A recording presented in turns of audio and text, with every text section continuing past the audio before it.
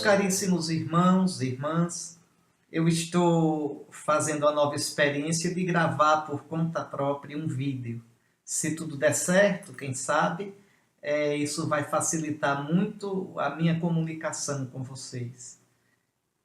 Me desculpe por qualquer qualidade que não saia a contento, mas eu penso que o conteúdo é o mais importante.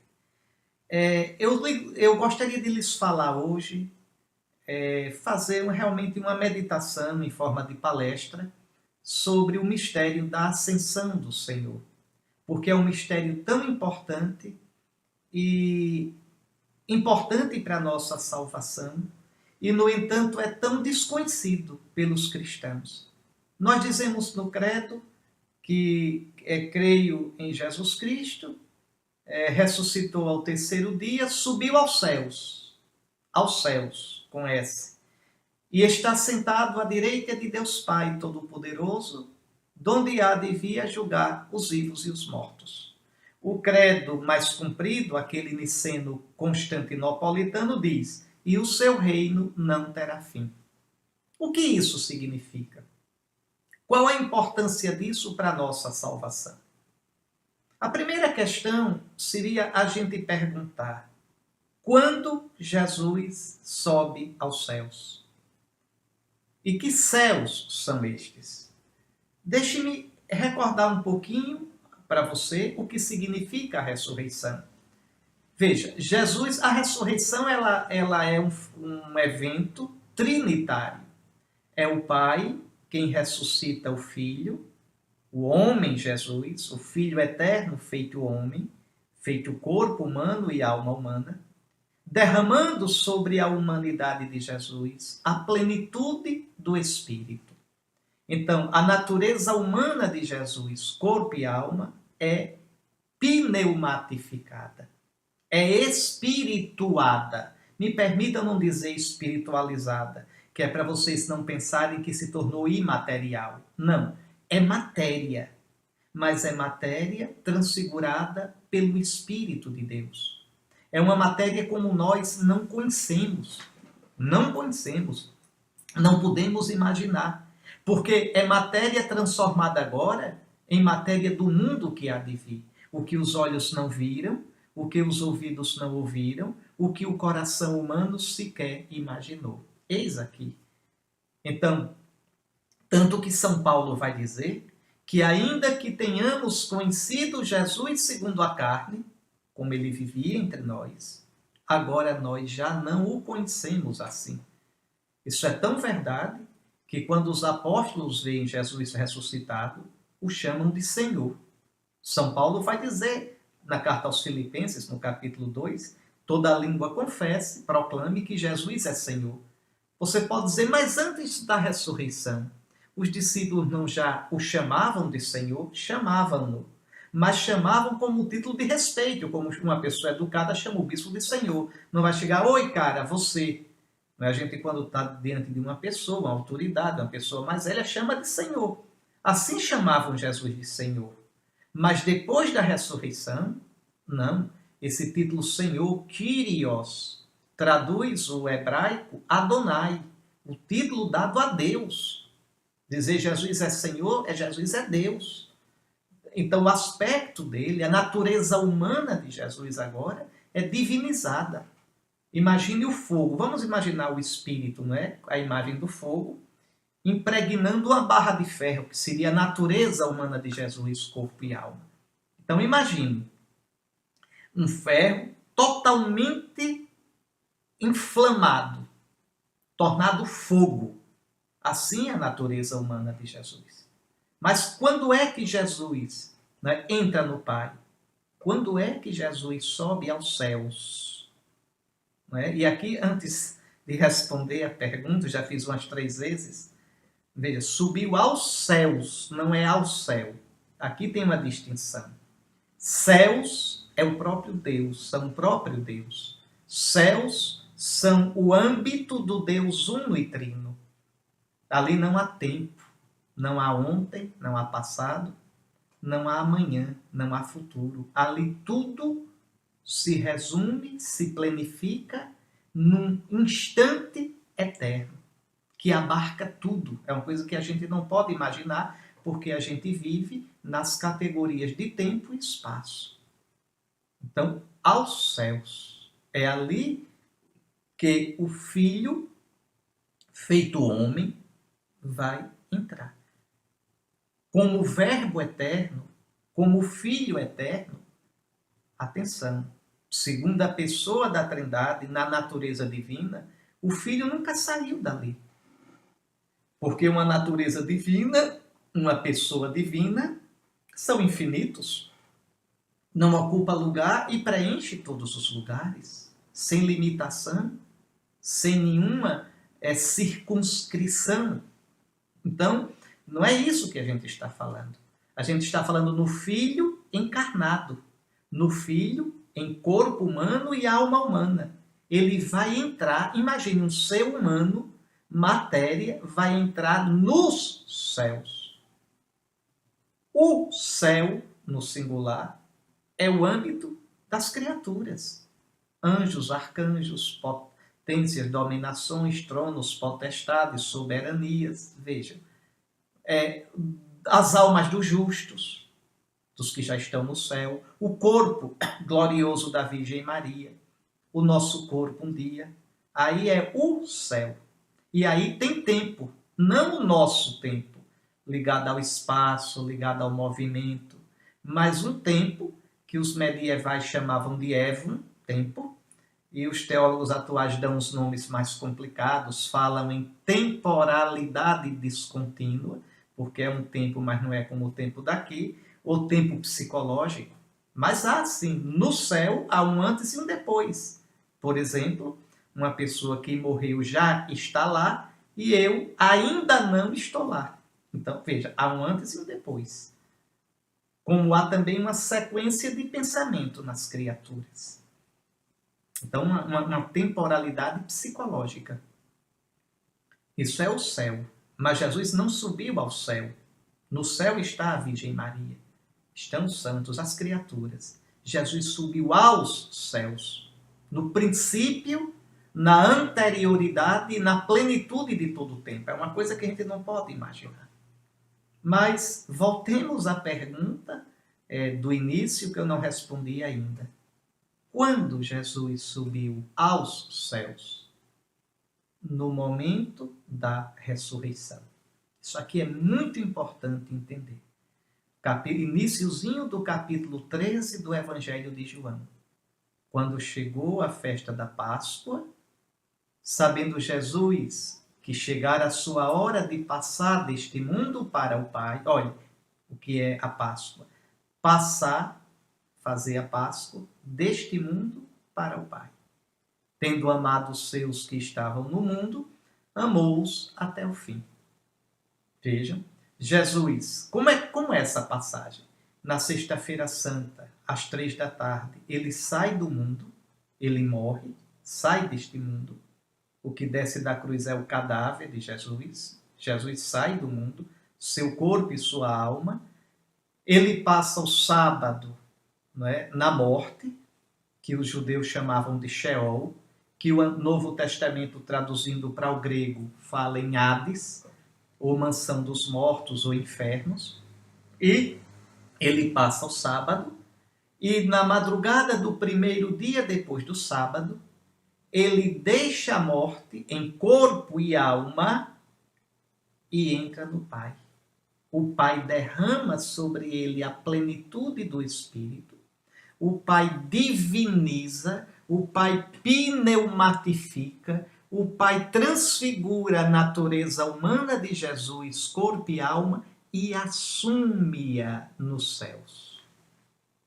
Então Jesus aí já entra na glória do Pai. Agora, durante um período de 40 dias, segundo os Atos dos Apóstolos, Jesus, apesar de já estar no céu, vai manifestar-se aos seus discípulos. Não só aos 12, mas aos cristãos, a muitos cristãos. Numa das aparições, São Paulo, na primeira carta aos Coríntios, no capítulo 15, fala até em cerca de mais de 500 irmãos. É uma coisa impressionante. Vejam, Então, num período, esses 40 dias são simbólicos. Na Bíblia, 40 ligado a tempo, dias, anos, como Israel no deserto, como Moisés no Monte Sinai, como Elias a caminho para o Monte Horebe, que é o mesmo Sinai, como Jesus tentado, como aos 40 dias do dilúvio. 40 quer dizer o tempo necessário para se fazer o que tem que ser feito. O tempo suficiente. Então pode ter sido 30, 25, não sabemos. O que nós sabemos, preste atenção, é que Jesus já no Pai, Jesus já glorificado, manifestou-se de um modo material, objetivo, real. Agora veja, material entre aspas, porque é matéria transfigurada pelo Espírito Santo. É um corpo que não é mais esse corpo nosso. Pelo amor de Deus, ressuscitar não é voltar a esse mundo, a essa vida. Jesus não tem mais um corpo assim. Jesus tem um corpo agora, olha, é um negócio impressionante. A gente não pode imaginar. São Paulo diz, na carta aos Colossenses, capítulo 2, versículo 19, que nele, em Jesus ressuscitado, habita corporalmente a plenitude da divindade. Quem diviniza é o Espírito Santo. Quem divinizou o corpo e a alma humana de Jesus foi o Espírito Santo. Nele habita corporalmente a plenitude do Espírito, a totalidade do Espírito. Isso é uma coisa que a gente não vai poder entender nunca. O Espírito Santo é Deus, é infinito. Como é que o infinito pode estar todinho no finito? É como se a humanidade de Jesus explodisse, se tornasse maior que o universo. É como se a humanidade de Cristo se tornasse infinita. Isso é real e a gente não pode entender como é isso. É um mistério muito grande. É um mistério enorme. Se vocês estiverem ouvindo algum barulho, paciência. Eu não tenho um estúdio. Às vezes é um carro que passa, é um cão que uiva na vizinhança. Paciência. O que importa é o desejo sincero de dar a aula, de transmitir a nossa fé. E faço do jeito que posso fazer, porque ir para um estúdio, uma coisa, complica muito a situação. Deixe-me facilitar as coisas e irmos ao essencial. Então vejam, quando Cristo aparece aos seus discípulos, nesses 40 dias, é um mistério muito grande, porque é real, é real. Ele manda que Tomé meta a mão nas chagas dele. Ele manda que os apóstolos olhem. Agora veja, primeiro, esse corpo de Cristo é um corpo glorioso, não pode ser descrito. Eu disse que Jesus... Veja, primeiro, Jesus só pode ser visto por quem ele se deixa ver. O corpo de Jesus não é mais acessível aos nossos sentidos, simplesmente. Pilatos, uma pessoa que estivesse passando naquela hora, não viria Jesus. Veja, São Pedro diz, né, no discurso, que ele foi dado manifestar-se não a todos, mas às pessoas escolhidas. Veja. E para que essas manifestações? São Lucas diz nos Atos que ele, no Espírito Santo, ele já cheio do Espírito, falava do reino de Deus. Isso é um modo resumido de dizer que Jesus explicava nesses 40 dias tudo o que as Escrituras tinham dito sobre ele, explicava a sua paixão, a sua missão, a sua paixão, a sua morte e a sua ressurreição, e mandava os discípulos em missão. Explicava a missão que os discípulos deveriam assumir. Então é um tempo de nascimento da igreja, é um tempo de gestação. Uma criança não nasce de repente, nasce a cabeça, os ombros, o tronco, até os pezinhos. A igreja é um período de gestação no Espírito Santo. Cristo já cheio do Espírito Santo vai gestando a igreja, é uma coisa linda. Aliás, os Atos dos Apóstolos todos falam desse período de gestação. Então, Cristo primeiro aparecia, fazia-se, dava-se a conhecer. São Lucas diz, São Marcos diz que ele apareceu aos dois na estrada de Emaús com outra aparência. Está lá no capítulo 16 de Marcos. São Lucas diz no capítulo 24 que Jesus, conversando com os discípulos antes da ascensão, dizia: era isto que eu queria dizer quando estava convosco. Talvez você esteja pensando, mas a Madalena, quando quis abraçá-lo, ele não disse: não me retenhas porque ainda não subi para o Pai? Aqui é preciso entender. Não subir no sentido de não aparecer mais. Apesar de não ter ainda, não é, desaparecido, entre aspas, não me retenhas. Né? Aí volta a frase de São Paulo. Ainda que tenhamos conhecido Jesus segundo a carne, agora já não o conhecemos assim. É uma relação nova com ele. Ele agora se manifesta como Senhor, Adonai. Não pode mais ser abarcado por nós. Não pode mais ser abarcado por nada neste mundo. Então Jesus primeiro aparece. Segundo, Jesus se dá a conhecer. Terceiro, Jesus explica a Escritura. Quarto, Jesus fala sobre a missão dos discípulos. Quinto, Jesus celebra a Eucaristia. Jesus come com eles. Essa comida não é qualquer comida. Ainda que ele coma outras coisas, peixe e tudo. Mas essas comidas a gente só pode entender olhando as comidas que Jesus tinha com os pecadores, com os discípulos, no tempo do seu ministério. Uma vez até ele disse, uma pessoa à mesa disse: feliz de quem come dessas comidas no reino de Deus. Lembrem que o comer juntos, o banquete, é a imagem privilegiada do reino de Deus no Antigo Testamento. E Jesus come com os pecadores. Jesus come com os pobres, Jesus come com os seus discípulos, Jesus come com os fariseus. Essas comidas, veja, preparam a Eucaristia, como a multiplicação dos pães, como a última ceia. Neste mundo é o máximo dessa comida. Quando Jesus fecha a coisa, se dando no pão e no vinho: fazei isto em memória de mim, e eu não beberei mais desse cálice até que beba convosco no reino, que começa com a ressurreição. Então, as comidas de Jesus na ressurreição, ele ressuscitado, são comidas eucarísticas. Comidas que já indicam que ele estará para sempre conosco, como em Emaús. Quando ele parte o pão, toma o pão, dá graças, parte, os discípulos o reconhecem, ele desaparece. Isso é muito importante entender. Então, isso Jesus faz nesses 40 dias, mas ele já está no Pai. Seria um absurdo a gente pensar, não é? Jesus aparecia aos discípulos e depois ficava por aí, fazendo o quê? Em que lugar? Não, ele está no Pai. Né? Terminava a aparição, os discípulos voltavam para casa, para a sua vida. E ele? No Pai. No Pai. Ali, veja, depois dessas aparições, nunca mais Jesus aparecerá assim. Quer dizer, aqui uma observação importante. Cerca de 5 anos depois, ele aparecerá assim a uma pessoa só, a Paulo. A Paulo. Não é? Vocês me permitam aqui, eu não tenho passagens da Escritura, assim, uma para provar isso, mas eu lhes digo, é uma convicção minha de que Cristo apareceu e apareceu muitas vezes, de modo assim seguido a Paulo, aquela estadia dele na Arábia, porque é impressionante como é que um homem que perseguiu os cristãos, que não conheceu Jesus nesse mundo, depois ele vem com autoridade tremenda, diz que não é inferior a nenhum dos apóstolos, vem com o seu evangelho, a sua pregação, e os apóstolos aceitam. Pedro aceita ser repreendido por Paulo em Antioquia.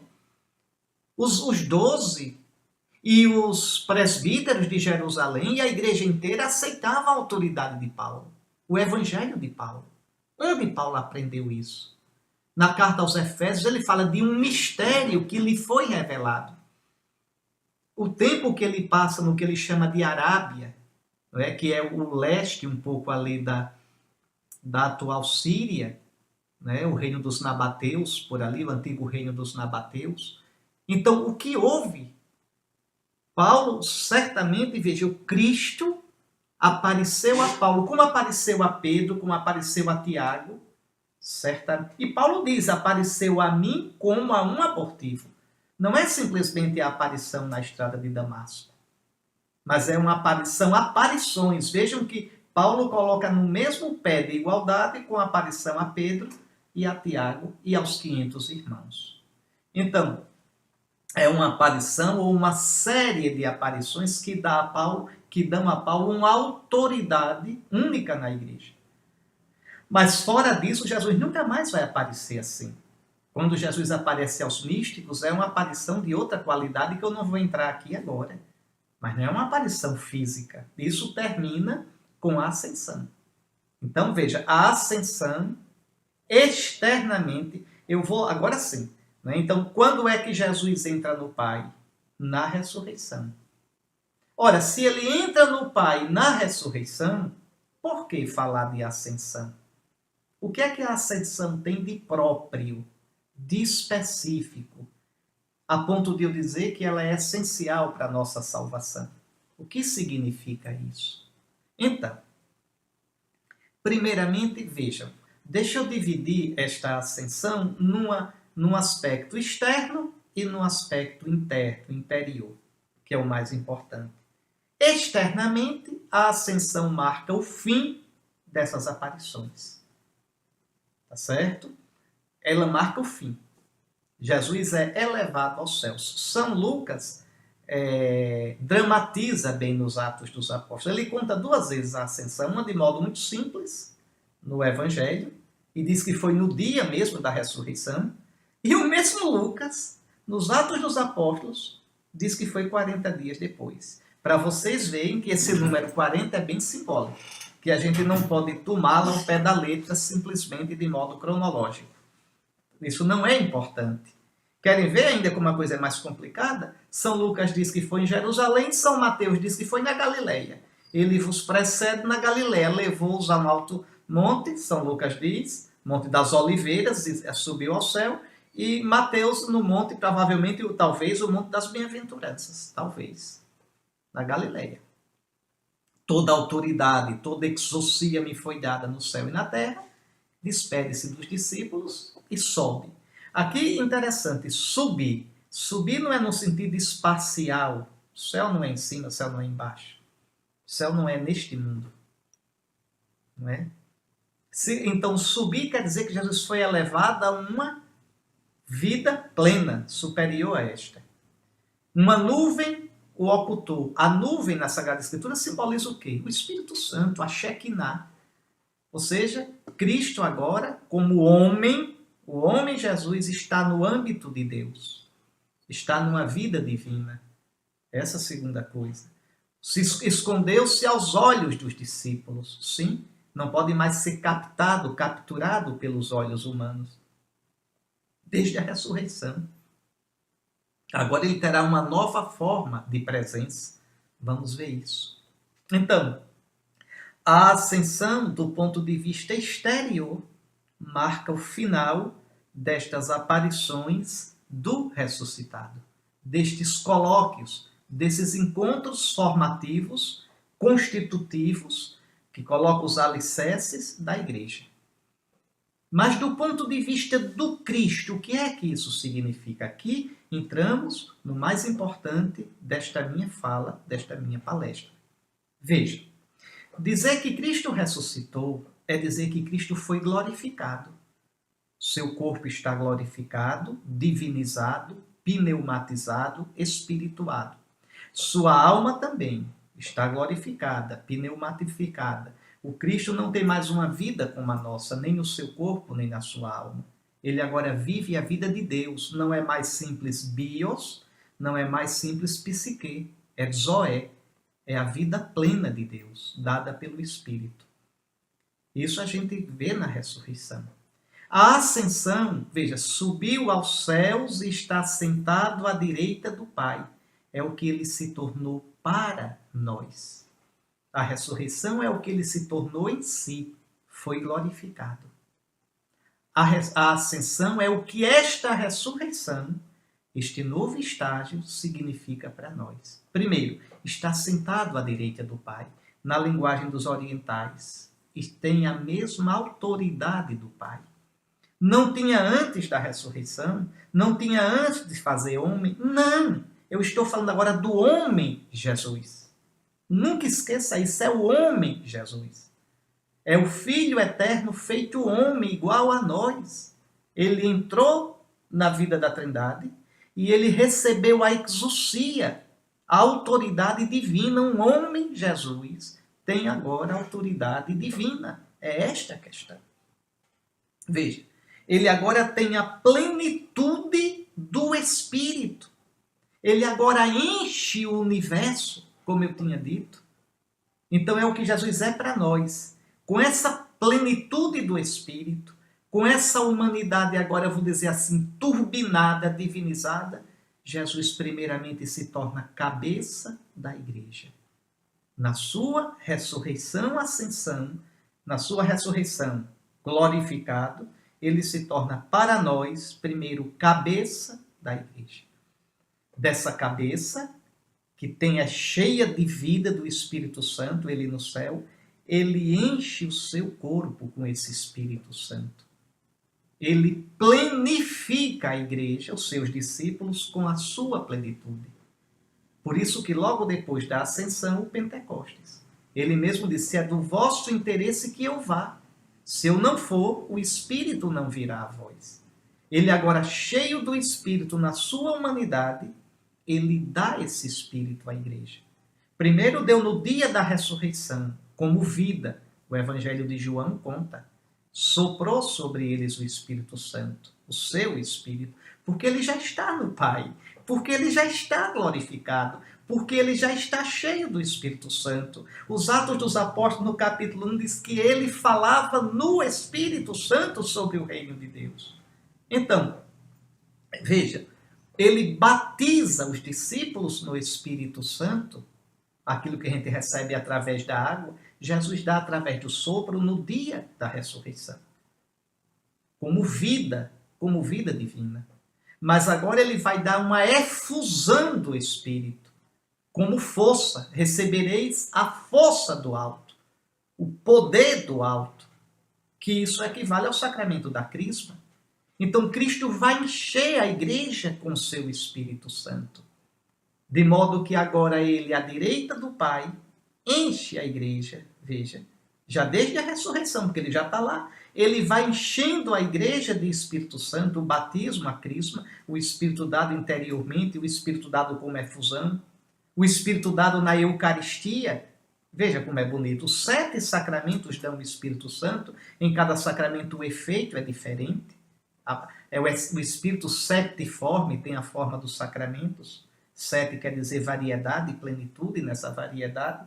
Então, vejam, o Cristo se torna cabeça que vivifica o seu corpo, que é a igreja. Então a igreja é cheia de Espírito Santo, na palavra que ela prega, nos sacramentos que ela celebra, nos carismas, nos ministérios que surgem. Cristo, cabeça da igreja. E, com esse Espírito Santo, ele dirige a missão da igreja. Olhe nos Atos dos Apóstolos.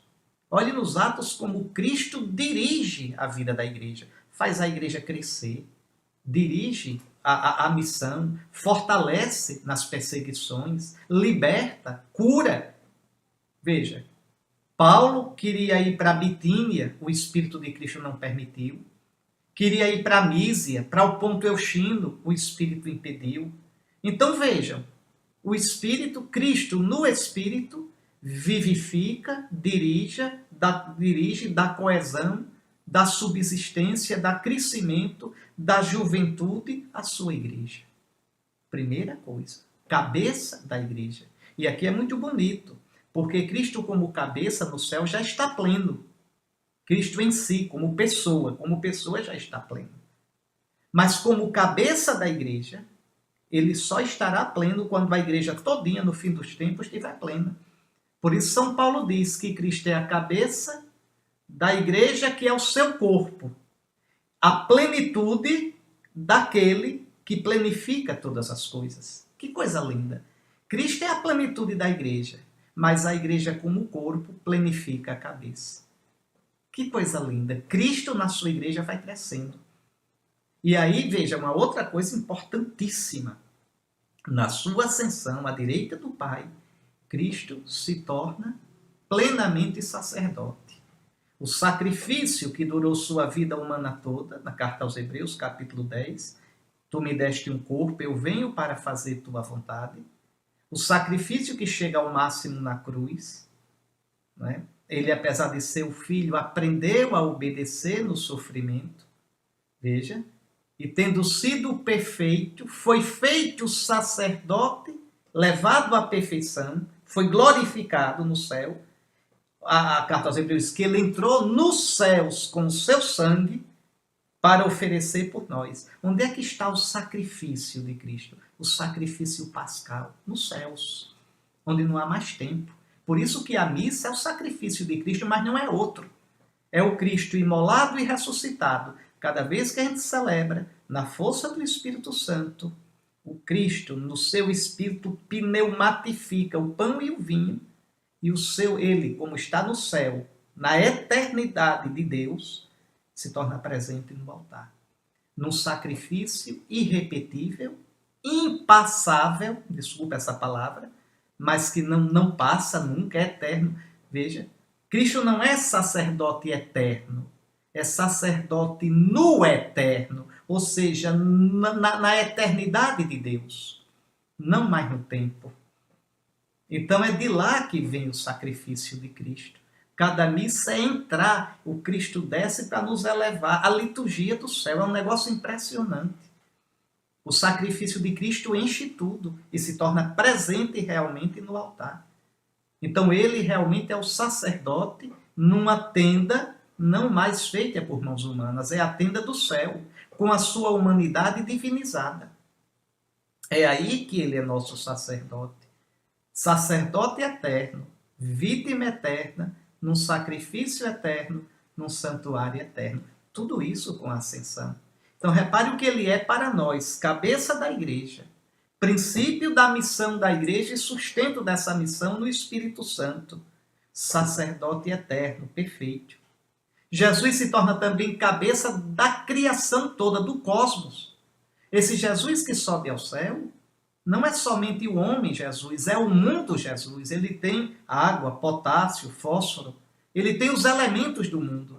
Tudo isso agora divinizado, cheio de Espírito Santo, tudo isso agora dentro da Trindade. Olha que coisa impressionante. Veja que coisa. Então Jesus se torna a cabeça do cosmos, da criação. São Paulo diz na carta aos Efésios que ele planifica tudo. Toda a criação, todo o cosmos, toda a matéria. E isso vai explodir um dia, no final dos tempos. O Espírito com o qual ele planifica tudo vai transfigurar tudo. Por isso diz que ele está nos céus, donde há de vir a julgar os vivos e os mortos. É no Espírito que o enche agora. No Espírito que ele dá à sua igreja. No Espírito, o Espírito, como fogo, mostra a realidade, queima o que não prestou e transfigura o que é precioso. É o juízo, dá-se no Espírito de Cristo.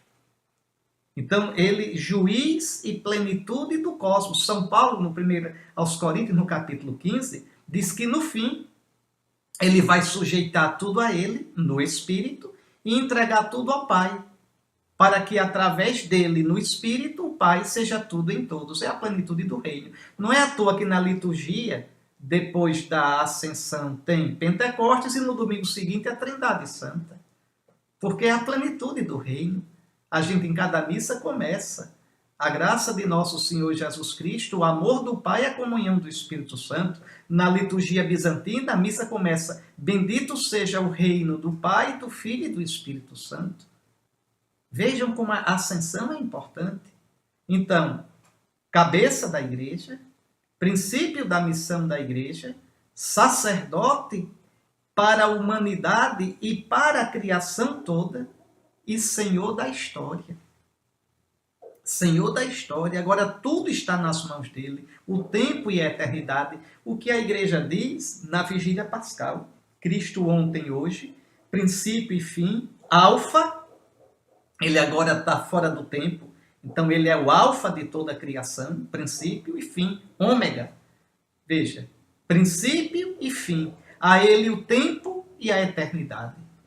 Então a história humana, com todos os seus sofrimentos, vocês imaginem guerras, escravidões, extermínios, genocídios, mas também amor, doação, tudo isso será passado a limpo pelo Senhor. Aquilo que Nossa Senhora canta no Magnificat. É no fim que tudo será passado a limpo. É no final de tudo. Mas tudo está nas mãos do Senhor. Cristo é como um catalisador, como um grande aspirador que atrai a si o cosmos, o mundo. O mundo tem futuro, o mundo teve um princípio e terá um fim. Uma plenitude no fogo do Espírito, como diz a segunda carta de Pedro. E, vejam, não só do cosmos, ele é o sentido, o fim da história da humanidade e da minha história, da sua história, da história de cada um de nós. Por isso a gente vive na esperança, que não decepciona. Por isso as nossas opções, as nossas decisões, todas elas têm importância. E é assim que Cristo, além de ser tudo isso, é juiz da história e de cada um de nós. É ele o critério. É ele, veja, apartai-vos de mim, malditos. Vinde, benditos, vinde a mim. É nele, agora Senhor de tudo, que tudo será julgado. Tudo. O seu julgamento é de salvação. É para salvar. Mas aqueles que se fecharam para isso, o Senhor respeita a liberdade, eles ficarão fora. Então, a ascensão é tudo isso. É tudo isso. Por isso é tão bonita a oração da igreja na missa da ascensão. Ó Deus, a ascensão do vosso Filho já é a nossa vitória. Porque membros do seu corpo, agora a igreja, nós esperamos a plenitude da glória. Esperamos participar como membros do corpo, e o corpo todo que é a igreja, daquilo que a gente já tem agora, desde o batismo, e já alimenta na Eucaristia. Meus queridos irmãos, era isso que eu queria partilhar com vocês. Uma aula, é uma meditação, é uma partilha da nossa fé. Então, que a luz da ascensão ilumine a nossa vida. Que a gente nunca viva a vida de modo banal, mas que a gente saiba, como dizia São Bernardo, eu gosto muito de repetir essa frase, que nossa vida neste mundo é semente da eternidade. E que nós, como membros de Cristo, caminhamos para onde está a cabeça. Muito obrigado por sua atenção. Que nosso Senhor abençoe você e que os dias da nossa vida sejam vividos na luz do ressuscitado. Amém.